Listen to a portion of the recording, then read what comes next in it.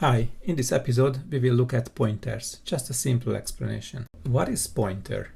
You can think a pointer like an address to a house, and if you know the address, then you can find the house, and if you can find the house, you can go in there, you can change the house, you can refurbish, repair, you could do anything, whatever you want. But in computer terms, we have a memory, and the memory have an address, and I have an example here. For example, we define a variable called score, and you have a score of 100. And this is located in memory address, which I explained here as a number. And the number, the score is 100. And is stored in this memory address in 1 byte. And you can have another variable called score pointer. And this is in another memory address. But in this memory address, we are storing another memory address, which is actually the memory address of your score. So if I look at the memory address, I'm going to get to 100 again. The most simple way to understand this, just to have a look at in code.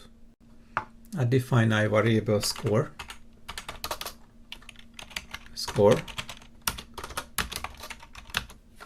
100. And for now, just print it on fmt print line my score and that score. Run this masterpiece, go run, and my score is 100. Try, what if I print the score pointer? I can print or kind of reference the score with a specific sign called end. If I put an end before the variable name, that means I'm referencing, so I'm getting the pointer of it. If I do go run, then it's not my score, but my score pointer is, and that's a number in the memory. If I run it multiple times, it might have changed. It doesn't, but you can imagine maybe it's going to change. Let's see how can I get back the score from the pointer. I mentioned I can create another variable which points to the score variable. So let's say score ptr, which is score pointer, and it should be identical to the end sign and score. This typing is not my strength, and I just replace this score with score pointer. Run again, and I have the score pointer, and my score is still 100. That's okay, but what's the point having pointers? Let's try to find this out. For this, I will define a new function, which will be manage score. And I get the score as an integer. And at the first point, I'm just going to print it out. fmt print line score.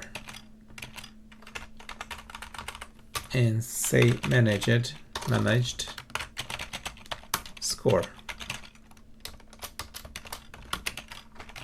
Okay, run the masterpiece, and my score pointer, and of course I should call the new function here, for example, manage score, and just pass the score into it. Run it, and manage score is 100, my score is 100, and my score pointer is 100. Then manage the score and change it to 150, for example. Score equals 150, and print out my new managed score, run the masterpiece, and my managed score 100, new managed score 150. We added 100, we changed it to 150, but my original score is still intact.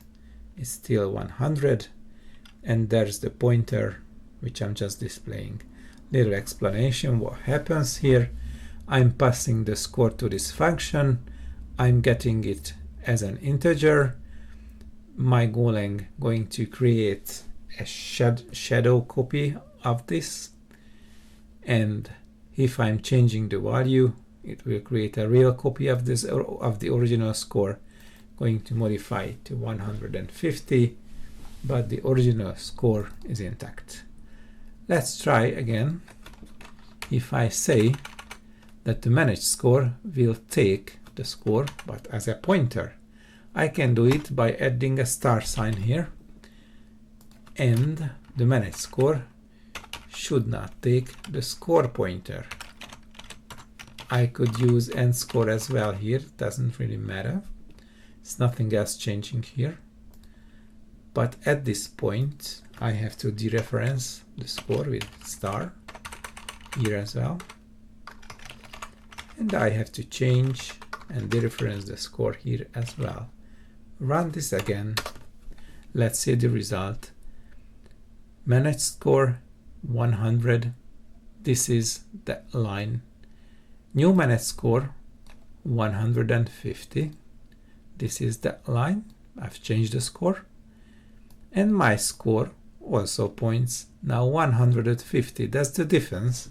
Then I was able to change the score within this function what I was calling. In other languages, might not be an idiomatic way, but in Golang it's an idiomatic way how we can change variables with functions.